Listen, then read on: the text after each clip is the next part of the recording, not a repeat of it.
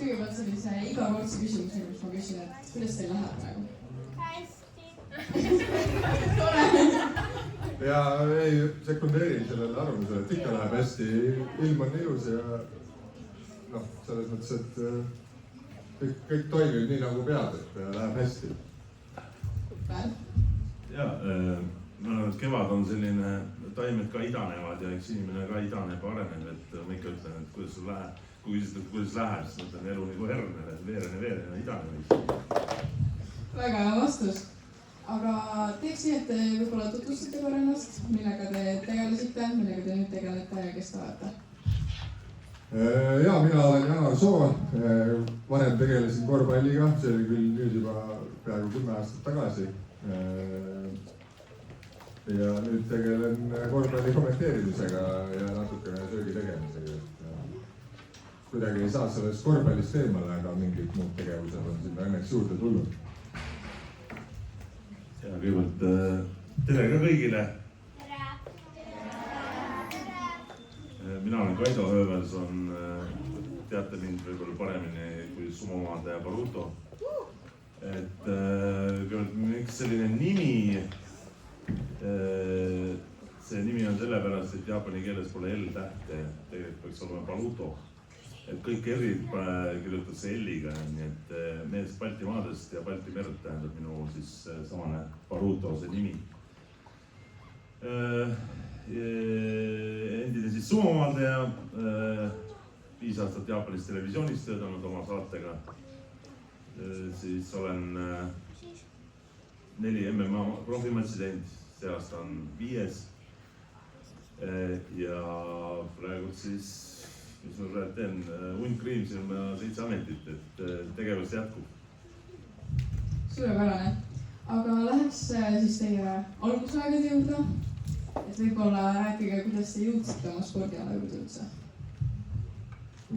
No kuidas ma üldse kossutrenni läksin, juhtus nii, et istusin lasteaias puu otsas ja siis vanem nõbu, paar kuud vanem nõbu, kes oli toosudis kooli läinud, siis läks ühtlasi trenni ja tuli, tõmbas mu sealt puu otsast alla ja ütles, et tule ka ja sinna ma läksin ja sinna ma jäin.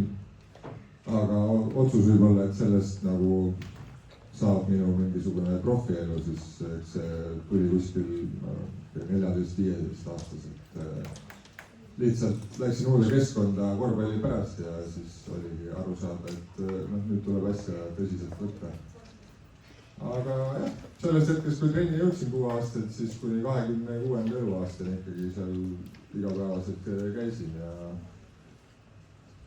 siis tuli vist normaalselt välja, et sellepärast seal algus tegelikult on hästi meeles, et esimeses trennis olid mingid joonejooksud ja ma olin algul nii-öelda nagu selles nõrgemas grupis, sest ma olin esimest korda trennis ja siis kui ma võitsin selle jooksu, siis ma teadsin, et ma pean järgmine kord uuesti tulema, et saaks nagu suurtematega joosta ja ilmselt see tunne siis mind edasi kandiski korvpallis.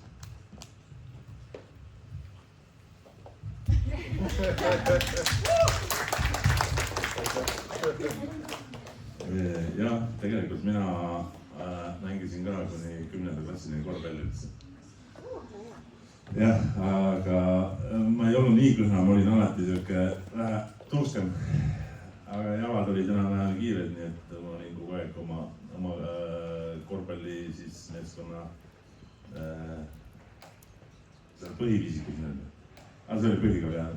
Ja 10. klassis siis avastasin enda jaoks kõigepealt judo. Kuna mu vend tegeles sellega ja see samane treener, kes andis judoleni, ta oli hirmus suur sumofänn.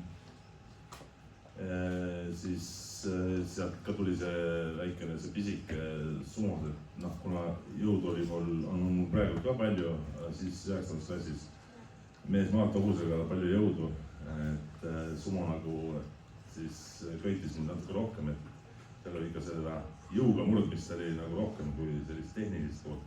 Noh, see oli alguses, pärast sain aru, et mõlemad alad on väga tehnilised, üks vähem, teine rohkem.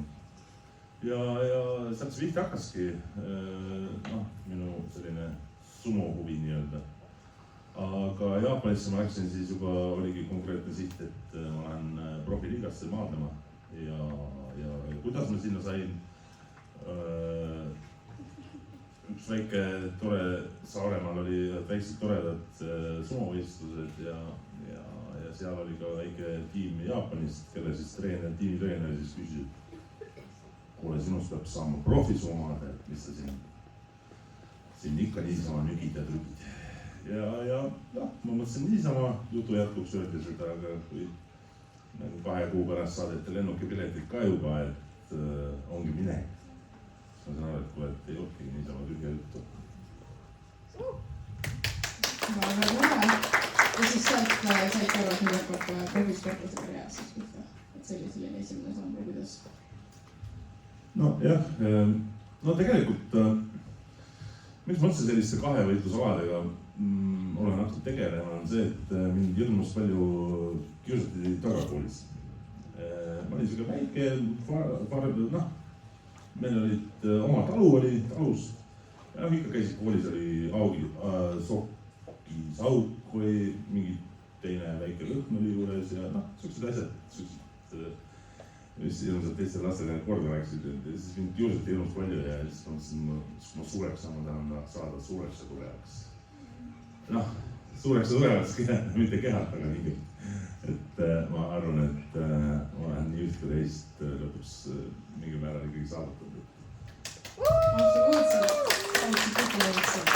See oli see lükke, miks see koolis kiusamine, see oli ka see, miks ma tahtsin ennast kuskil milleski teostada. Et mitte lihtsalt, et ma olengi Kaido Õelson sealt Kopli talust, aga midagi suuremat. Et see eneseteostus, enesetõestus ja teistele ka näidata, et poisid, kes te nüüd olete, kes mind kiusasite, kes seda on mina. Tegelikult sellist tagasi tegemisel seda mõtet ei olnud, aga ikka aeg on edasi läinud ja vahest saab klassivennaga kokku. Juhtus, anna mulle andeks, tuleb üks ja teine, see on nii ammu aga ikka vahest tuletad meelde, kuidas kooli ajal oli ja kõik need. Need on asjad, mis käivad sinuga kaasas nagu kogu läbi jõuda. See on küll väga inspireeriv. Aitäh jagamast. Aga korra siis... Jaa, absoluutselt. Aga korra siis Jahari juurde, et kust tuli sinul see motivatsioon ja inspiratsioon, et tõusta nii kõrgele? No eks ta ikka ka mingisugune eneseteostus oli, ilmselt mitte otseselt võib-olla kiusamise pärast, kuigi ka seda oli ja alati on ju hea nagu tõestada kellelegi midagi. Aga mul ongi nagu ma ütlesin, see esimene mälestus, et tahtsin juba siis seda võidujooksu võita. Korvpall kuidagi sobis ilmselt minu siis mis iganes talendile või eeldustele, mis oli, hakkas enam hästi nagu välja tulema.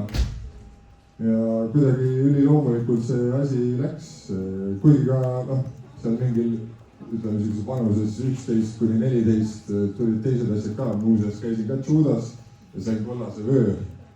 Nii et juba teine level ikkagi, aga kuna ma esimeses trennis pärast selle kollase vöö saamist oma klassivennaga, kes oli ka just kollase vöö saanud, pidime nagu võitlema ja ma murdsin ta käeluu ära, siis sinna mu see judo karjäär jäi, rohkem trenni ei läinud.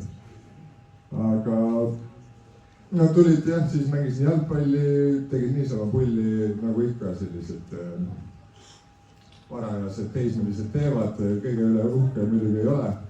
Ja siis ühel hetkel tuligi siis, me oleme muidu Kohilast pärit, aga Raplasse tuli selline treener nagu Indrek Tuut. Ja kui ma sinna siukse 14-aastase, ütleme sellise tüübina, kes tahab nagu lahe olla, võib-olla mängib korvpalli enam-vähem, aga on füüsiliselt nõrk ja võib-olla natuke ka ülekaalus sellel hetkel, siis ta suutis selle, kuidas ma ütlen, ta suutis väga hästi motiveerida ilma nagu väga kuri olema, et eks ütles halvasti ka kui vaja oli, aga kokkuvõttes iga tema story, kui ise mingisuguse eksimusega hakkama saanud, oli selline, mis pigem pani mõtlema, et okei, et miks ma siis ei pinguta ja siis jah, sealt juba loomulikult tulid noortekoondised, siis üsna varakult juba seesama treener võttis mu meistriliiga, seesama, mis see särk siin on, selle andis mulle selga, kui ma olin 16 või hakkasin 17 saama või kuskil sealmaal. ja noh, siis oligi üsna selge, et tuleb proovida nii palju kui tuleb, aga ega liiga kaua proovida ei saanud. Aga milline näeb ühe tippsportlase elu välja? Tippsportlane peab siis rääkima. jah, noh, ma olen liigitanud oma elu erinevatesse etappidesse, nagu üks oli see nimetatud kuni keskkooli lõpuni, siis sealt hakkas juba selline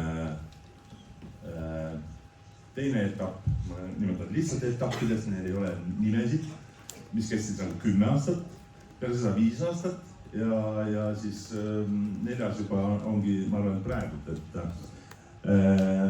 noh, milline näeb profisportlane, noh, kõigepealt alustame sellest, et sumo profiliiga on ainult Jaapanis. Et meil on ka amatöörid, Euroopa meistrivõistlused korraldatakse, maailma meistrivõistlused korraldatakse, aga profid seal osaleda ei tohi. Ja see kõik toimub Jaapanis. Seda on nagu keeruline nagu siin rääkida, aga sest see on hoopis tavalise, ma arvan, profisportlase, kui võrrelda nüüd tavaline profijalgpallur või profisumovad, et need maailmad on nii erinevad lihtsalt. Esiteks see, et kõik peavad elama koos, need sumos. Meil on omad dieedid, mida me peame pidama, meil on omad väga karmid reeglid, millest me ei tohi üle astuda. Me teeme ka 1 korra päevas trenni, meil puudub hommikusöök, meil on ainult lõuna ja õhtusöök. Kellaajad on täpselt paigas, 9:30 peavad oma madratsi vahel magama. Hommikul kell 5:30 on äratus, et noh, autot ei tohi juhtida, kohvi ei tohi juua ja nii edasi. Need on nii erinevad maailmad, et noh, ma võin siit nagu tuua sellised mõne asja, et meil esimene periood me magasime 12 suurt poissi ühes kohas. Hommikul õhtul võtsime madratsid välja kapist, õhtul panime kappi tagasi või hommikul panime kappi tagasi. Mis te arvate, lapsed, kui 12 ühes toas magada, kõik suured sumomad, kes magab kõige paremini?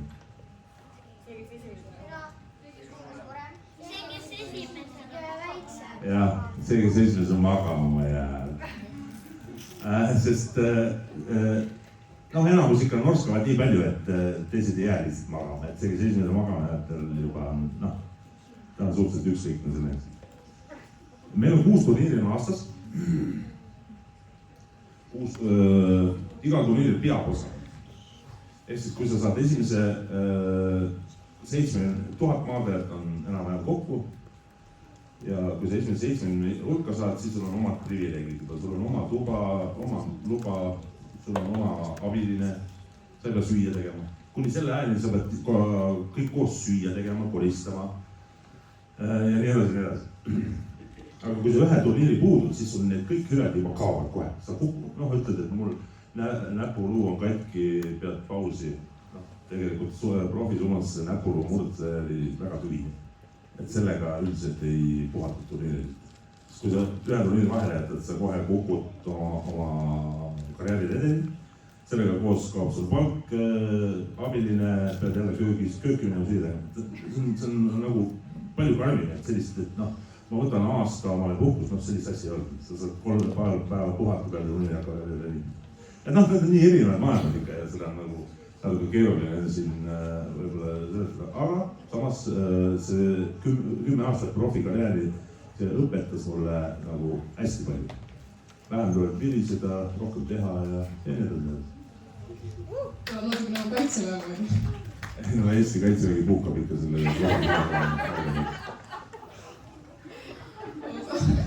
kuidas sinu siis igapäevatrennis ja kuidas see välja? Jah, selles mõttes meeskonna või eriti pallimängu spordis on see asi nagu vähe lõbusam. Süüa peab ikka üldiselt ise tegema, aga mitte alati. Aga noh, ma arvan, et üks sõna, mis nagu kõige paremini nagu siis profisporti iseloomustab, on rutiin, et iga päev on ikkagi suhteliselt samasugune, et ärkad, sööd, treenid, sööd, magad, treenid, sööd ja magad.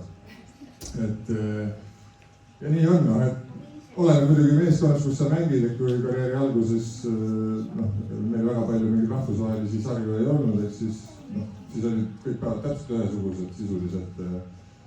Kui karjääri hilisemas faasis näiteks Kalev Cramo ridades oli, siis me mängisime nii eurosarja kui tol ajal veel VTB liigat, mis siis Venemaa nagu lahtised põhimõtteliselt olid. Siis ikkagi nädalas 2 korda on kuhugi reisimine, mis tähendas hommikul veel mingi 5 lennujaama, päev läbi kuhugi Krasnojarski, see on siis Venemaa veel teises otsas, eks. Sinna reisimist, aklimatiseerumist, mängi hommikul või võib-olla kohe pärast mängu tagasi, korra koju, võtad puhtad sokid, lähed järgmise lennuki peale, et ega ta midagi nagu üliglamuurset selles mõttes igapäevaelus ei ole, loomulikult seal on koht ka glamuurile, kui see glamuur on välja teenitud, siis on nagu väga lahe ja üldkokkuvõttes, mis veel, ma arvan, sumost eristab võib-olla üldse individuaalspordist on ju see, et sa oled ikkagi 10 nagu sõbraga koos vähemalt korvpalli puhul päevas mingisugune 5-6 tundi vähemalt, et lõbus on, hästi lõbus on selles mõttes see aeg, et me kõik oleme ju oma sõpradega, iga kord kui kokku saame, ongi tore ja ega üks õige meeskond peabki võimalikult lühikese ajaga nii kokku kasvama, et meil olekski kogu aeg tore. Aga jah, et ma olen Jaaniga täiesti nõus, et meil ka ikkagi profisummas ikka need ühes klubis, kes oli umbes 16 maadajad, eks me võtsime ka kokku, aga me võtsime kokku siis, kui olime kõik ühe söögilaua taga. Et maadlusmätil me ikka mõtlesime, et kuidas saaks nagu ära määrata oma klubikaaslase. Et selles suhtes, et me olime küll klubi siseselt rivaalid, aga üldiselt nagu üritasime hästi läbi saada, et eks see ole ka selline teistmoodi see õpetusmeetod, kuidas sa peaksid teistega arvestama ja kus sa peaksid iseennast kehtestama, mis hetkel ja nii edasi, et see on toodud pikk protsess, aga ma arvan, et see on kogenud.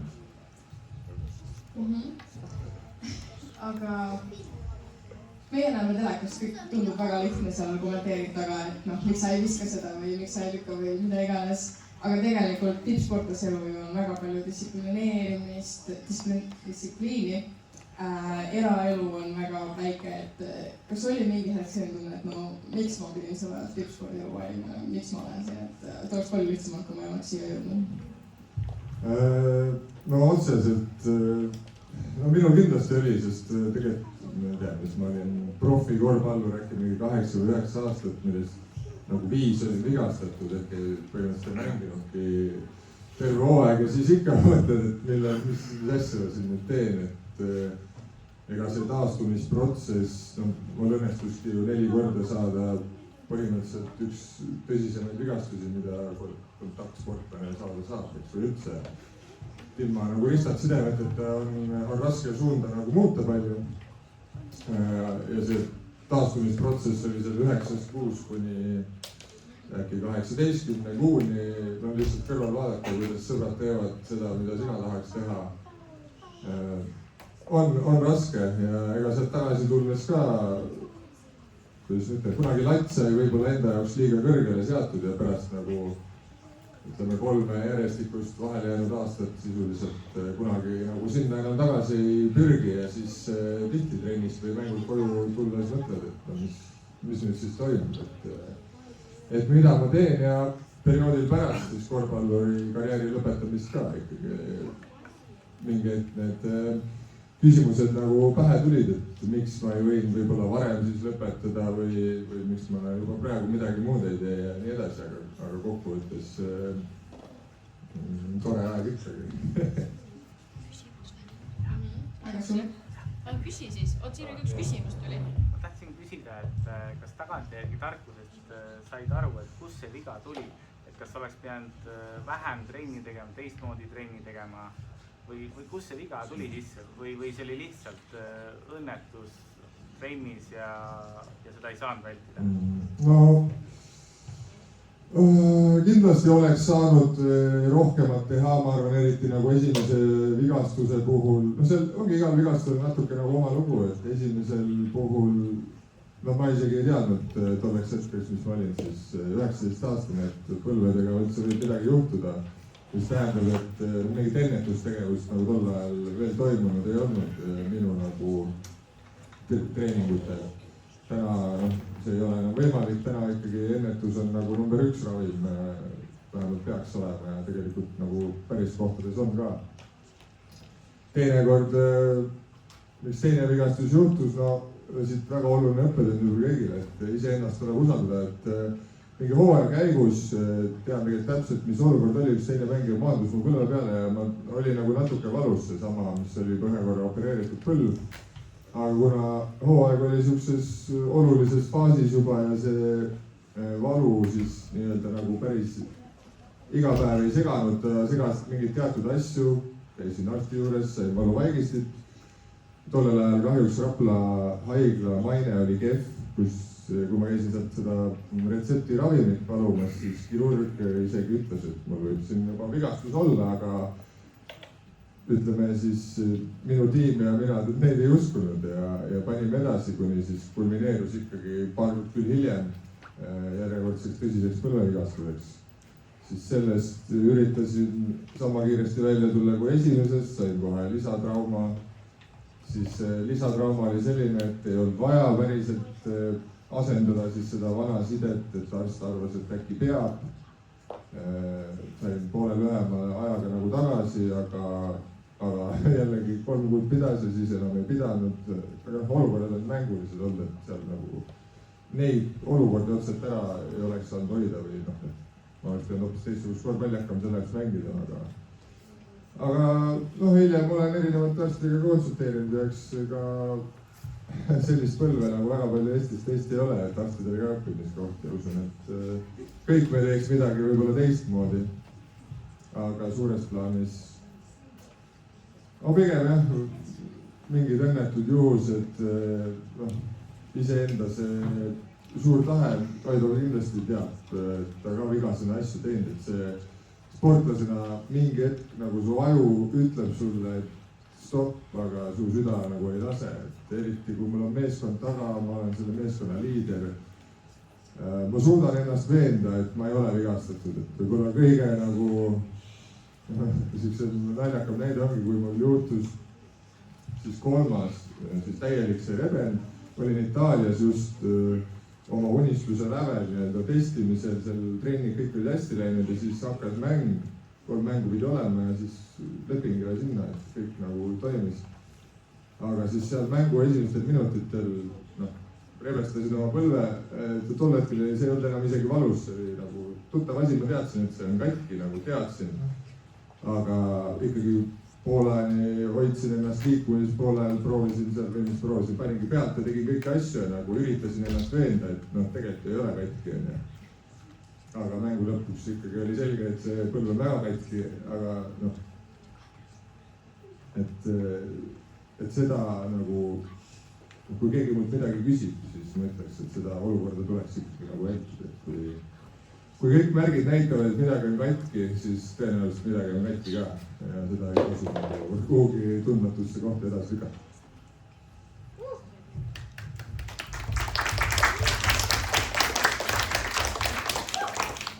Mis see küsimus oli? Küsimus oli, et kas oli vahepeal tunne, et miks ma selle ala valisin? Jah, tihtipeale küsitakse, et aga kes oleks sinust saanud, kui sinust ei oleks saanud proovisi sumuvaadet? Siis mis küsimus see on? Kust ma tean, kes minust oleks saanud? Aga üldiselt ma ei kahetse neid otsuseid, mis ma olen vastu võtnud. Ma kahetsen neid otsuseid, mis ma ei ole vastu võtnud. Ja noh, tead siin nagu iga asi on pärast tagantjärgi tarkus. Kui on mingid otsused jätnud vastu võtmata enda sees, see on täpselt see, et see on millegi hea, millegi halb, et noh, tuleb oma see väike mina nagu üles leida. Loomulikult oli selliseid mõtteid pidevalt, et eriti kui ma alguses läksin Jaapanisse, ma ei osanud ei A-d ega O-d ega U-d jaapani keeles. Anti pulgad kätte, riisikausa ette, öeldi, et nii, et sa sööd oma kõhu täis ja et noh, ma olin 18, kui ma Jaapanis läksin, täiesti nagu uuesti sündid, ei osanud keelt, kultuuri, traditsioone, ei saanud nagu mitte midagi aru, mis toimub, kuhu ma olen sattunud. Aga ma olin noor, tahtis täis, kõik oli uus ja huvitav. Mõtlesin, et vau. Loomulikult, kui ma saan aru, milliseid trenne ikka seal tehakse ja tihti peale oli see, et läbi pisarate ja läbi sellise eestlase visaduse ajasin ikka edasi ennast, et noh, kui sa ise ennast tagant ei torgi, siis mitte keegi teine ei torgi. Kui ta ka ütleb, et ma toetan sind, noh, tegelikult see on lihtsalt väike ütlus, et noh, sa ei näe ju inimesi sisse. Ja mis puudutab nüüd, noh, loomulikult, eks mul olid ka põlvetraumad olid need kõige suuremad. Aga kuna sumomade ja treening nagu 30% koodnebki ainult põlvede ja jalgade treenimisest, et noh, siis sul läks lihtsamalt, aga tõesti ma olen täiesti nõus, et noh, ütlesidki endale, sul ei ole viga. Ja maadasid selle ära ja peale turniiri siis üks päev anti aega ravimiseks, et noh. Aga lõpus oli küll see, et kui su hing ja keha räägivad teist, noh, vastastikku nagu hing tahaks, aga keha ei tule järgi, siis ongi see, et tuleb see kuldne kesktee nagu sul siin leida, et noh, mis sa siis teed, lähed seda või pingutad ikka lõpuni, aga mille nimel või kelle või mille arvel. Et loomulikult siiamaani näen sumomaandudest und ka, aga sinna tagasi väga ei kipu. Aga nüüd tuli vigastus, võtsite vastu selle otsuse, et lõpetate ära oma profisportlase karjääri. Mis saab siis edasi? Nüüd sa oled harjunud, et sul on terve oma elu, iga päev trenn, sport, mis üks hetk enam pole, mis saab siis?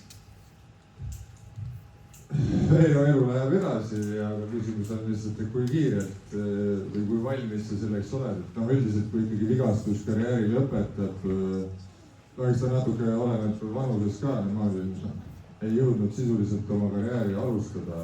Oli nagu mingi lootus, et sealt võiks midagi suurt tulla ja siis tuli hoopis tühja maad ja lõpuks täitsa katki. Aga no kehv tunne tuli, väga kehv tunne, väga pikaks ajaks ja tegelikult aastateks selline, no isegi täna, ega ma ei tea, kes ma siis nüüd olla tahaks, et põhimõtteliselt 26 aastat teadsin väga täpselt ja siis järgmised 8 olen lihtsalt proovinud välistamismeetodit iseenda jaoks, tundub, et see on nagu kõige parem. Teinud mingisugust 10 erinevat asja, aga lõppkokkuvõttes mingit sellist tunnet, mis kaasneb korvpallis näiteks pealtpaneku või mingi viimase sekundi kolmesega, ega seda päris elus reaalsuses vist ei ole, et ma olen ju tegelikult abiellunud ja mul on 2 last sündinud ja kõik on nagu tore, need tunded on väga lahedad, aga noh, pilt nagu mustaks ei lähe, aga kossuklassi teinekord läks ja võib-olla seda adrenaliini, mida profisport pakub ja mille pärast tegelikult ju sporti tehakse, et see on natuke, mulle tundub, et on okei võrdlus mingi tugeva narkootikumiga, mis tekitab sulle väga tugeva sõltuvuse ja millest loobumine tekitab ka väga tugevad nagu kõrvalnähud, et neid on võimalik peita, noh, need samad abiellumised ja laste sünnid ja kõik asjad lükkavad võib-olla sellist suurt masendust nagu edasi, aga ma arvan, et enamikel ühel või teisel hetkel see kohale jõuab ja ega mina ei olnud ka nagu selles mõttes erinev. Ühel hetkel tuli karmilt ja siis tuli nagu hakata asja päästma. Jah, minu näitel tuli nagu tühja maad ja eneseotsinguid ja kõike muud.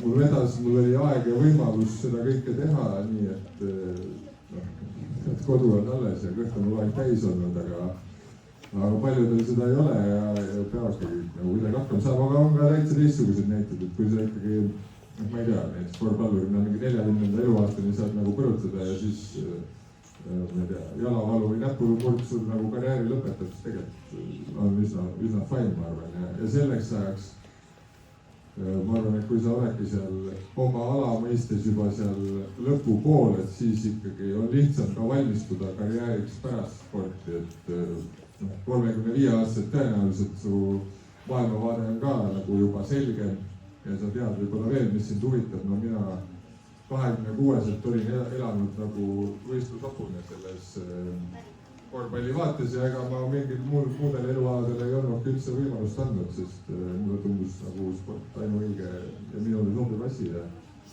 siis, kui lõpuks uksed avanesid, siis nagu võimalusi on tegelikult nii palju ja siis hakkadki proovima, aga milleski sa kohe ju nii hea ei ole, kui sa olid spordis ja kuidagi unustad juba selle ära, et spordis heaks saamine võttis ka ikkagi 15+ aastat. Aga täiskasvanuna ikkagi minna näiteks mingisse kollektiivi, kus sa oled selgelt 10 aastat teistest vanem ja ikkagi nagu kõige algaja on, siis seda nagu endale on teinekord ikkagi raske vastu võtta ja kui piisava kiirusega sinna tippu ei tõuse, siis ennast nagu materdada on nagu jube lihtne. Kunagi ju sportlasena suutsin, miks siis nüüd täna enam ei suuda?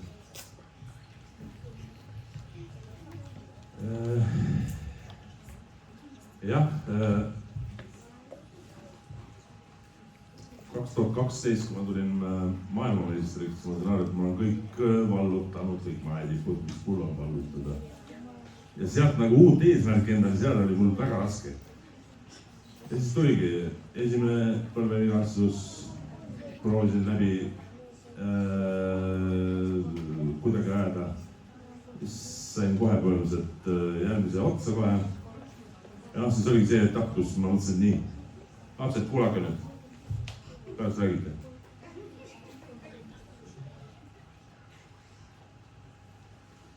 Ja siis oligi see etapp, kus ma pidin nagu aru saama, et noh, hing tahaks nagu maadelda, keha ei taha. Okei, ja võtame ära. No siis ma tõesti tundsin ennast nagu kevadel, kui rohi hakkab alles kasvama ja lastakse loomad esimest korda karjamaale. Jooksin, mõtlesin, et no nii, nüüd ma teen kõik asjad tagant järgi. Ja ette ka veel, mis ma pole siiamaani saanud teha tänu sportlaskarjäärile. Tegelikult ega see nii ei läinud, tulime tagasi Eestisse, olime pool aastat siin, ma sain aru, et ma pole valmis veel tagasi. Ja samal ajal tegelikult pakuti Jaapanis televisioonitööd. Ma olin 5 aastat töötasin televisiooni, mul oli kaks oma saadet, saatejuhina töötasin. Ja ma sain aru, et see ongi nii, nagu ta peab olema. See on see asi, mis puudub peale sportlaskarjääri. Aga jah, oli nagu selline ulupilk oli ees, nagu jooksin mööda ööklubisid ja proovisin kõik asjad, mida pole siiamaani proovinud järgi. Aga see jube kiiresti sain aru nagu 2 kuulest, see ei ole küll mina. Lähen reisile, igal pool reisin väga äge. No käisin ära, jõudsin tagasi tagumik haiglas, lennukis istumis, mõtlesin, ei, see ei ole päris minu meelest. Ja nii edasi, igast asju sai teha veel. Aga siis ikka leidsin, et Jaapanis tagasi olin veel 5 aastat, kui meil siis esiklaps poeg sündis Jaapanis. Ja siis ma sain aru, et nii, nüüd on see koht, kus tuleb kõigile punkt panna ja Eestisse tagasi tulla, kuna Eestis on last hästi äge kasvatada, sest mina ju kasvasin Eestis. Ja tegelikult siis saigi 2017 jaanuaril 17 sündis poeg ja siis 2018 juba panin punkti. Keset nädalat ütlesin oma managerile, ütlesin televisioonile, järgmisest nädalast ma lahkun. Siis oli kuu number 1 uudis, et Kaido Evelson lahkub jälle tipust. Et ühe korra olen juba suumaadena, ma lahkusin ka tipust.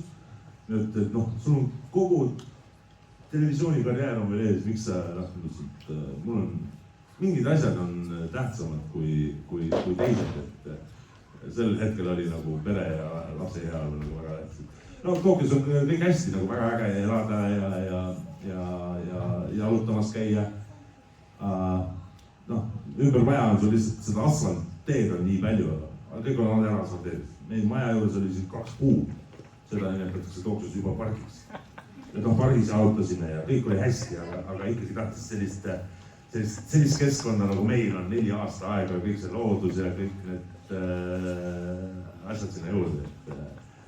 Et ma arvan, noh, eks me tulime Eestis tagasi, eks see võttis jälle aasta aega enne kui hakkad aru saama, et kus ja mis ja kes ja mis kell ja millal ja kuidas ja. Aga selles suhtes ma oma abikaasaga kohtusin ka Jaapanis ja ta on alates 2005. aastast minu kõrval. Nii et me oleme need mõnnad ja tõusud ja mõnnad ja kõik koos läbi teinud, et noh, see on olnud nagu ülisuur tugi mulle, et ma ei ole milleski nagu üksi. No, see on nagu oluline koht profisportlase juures ka, et sa saad oma mured ja rõõmud nagu kõik nagu koos läbi elada, et noh, ma vaja see õige leida, tema leidis minu midagi, vahet ei ole seda. Suur aitäh, väga küsib aeg peale, oleks väga palju küsimusi veel küsida. Aga ma küsiks viimase sellise asja, et nendele kõikidele noortele, kes siin hetkel meid kuulavad, mis on võib-olla üks asi, mida te neile soovitaks, kui ka nemad on mõelnud siis spordis, et tahaks jõuda kuhugi ja tahaks teha ja maailma valutada? Mul on üks siuke asi, kuna mul on oma podcast nimega Peavõit, 2 sõna eraldi siis ja seal ma räägin endiste praeguste sportlastega jutte. Esimene hooaeg on nüüd läbi, 8 külalist seal käis ja siis minu jaoks jäi nendes saadetes kõlama nagu üks asi, eriti just väga edukate endiste sportlaste suust, et kui on võimalik, et mingi asi või tegevus võib sind teha kas või 1% paremaks, et siis tuleks seda proovida. Et just täpselt mulle tundub, et kõige edukamalt selline see mentaliteet ongi ja võib-olla vastupidi ka, et kui mingi asi sind teoreetiliselt teeb 1% halvemaks või võib seda teha, et siis tasub 2 korda mõelda, kas ikkagi on vaja teha. Noh, ma arvan, et tippsportlasest saab nii ka, et vahel teed need asju ka, mis sind 1% halvemaks teevad, aga üldises plaanis ikkagi võtta eriti täna, kus on nii palju võimalusi arenguks, siis kõike seda kasutada ja mitte suhtuda mingitesse asjadesse mingisuguse eelarvamusega enne kui ei ole proovida. Ja siis on kõik võimalik. Väga inspireeriv. Ja, et ma sellistele suurematele klassidele olen alati nagu öelnud, et kui teil on vähegi võimalus, siis minge kas või vahetusõpilasena, minge käige välismaal. See avardab teie silmaringi ja te saate aru, kui hea, väike ja tore ikka see Eesti on. Noh, teile ma võin ka selle mõtte nagu kaasa anda, aga mõtlen alati, et kui teil tihtipeale räägitakse, tänapäeval lapsed, noored just räägivad oma muredest ja ollakse väga kidakeelsed ja minu soovitus on see, et kui te räägite murest, siis räägige rõõmust. Ja teil on kindlasti ema, isa, vennad, õed, sugulased, sõbrad, kes on valmis teid ära kuulama, teiega rääkima, teiega suhtlema. Suhelge võimalikult palju ja igast päevas on natuke positiivsust. Kas või siit tillukene, kui sa juba silmad lahti teed, et kui sa ärkad hommikul positiivsest, sa õhtul magama ka heade mõtetega. Ja kindlasti, kes ikka tegelevad spordiga, siis sport toob kohe hästi palju uusi sõpru, tuttavaid, hästi palju kogete läbi spordi. Et ma arvan, et nagu Janargi ütles, et tänapäeval need võimalused on hoopis teised. Et kui minu ajal, et meil oli kehalise kasvatuse tunnis oli kas poisid tegid korvpalli ja tüdrukud olid lihtsalt ilusad. 2 spordiala oli meil. Sest meil ei olnud võimalust lihtsalt. äkki oleks minust ka mingi kuulitõukaja saanud või kettaheitja või kes iganes, aga ma valisin selle tee, mis mul oli. Ja ma kahetsen seda, et seda teed ma ei leidnud varem, aga just 10. klassist. Aga teil on kõik ees ja kindlasti te valite ja leiate oma õige sõbra, kellega kurta naerda, olla veeta hästi aega.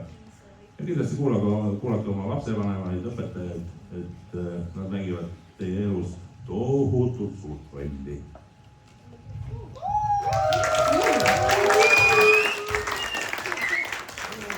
Täiesti nõus ja ka mina olen vahetusõpilane, seega ma väga soovitan minge ja näete maailma. Aga suur aitäh teile, et te täna siia tulite ja jagasite enda mõtteid ka meiega ning ma usun, et kõigil on siit midagi võtta, väga palju inspireerivat kuulsime ja väga tore oli teiega rääkida. Aitäh! Ja haarasid kohe mikrofoniga. Meil kooli poolt teile tänu ka, ma ei tea, kui suured magusasõbrad te olete, aga siin on siuke soola karamell, saab panna valmukil peale, tuidusõbrale ja ma arvan, et midagi muud ma ei kasuta. Nii et aitäh suure aplausi meid Janarile!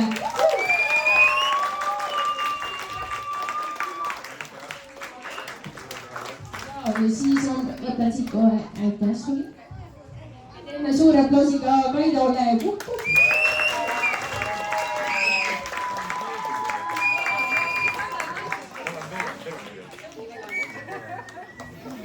Ja kuulge, meil nüüd suur aplaus meie Lisetele, kes on meie kõige 4 sorti, meie kõigi sportlaste intervjuus läbi näinud, nii et Lisetele ka suur aplaus.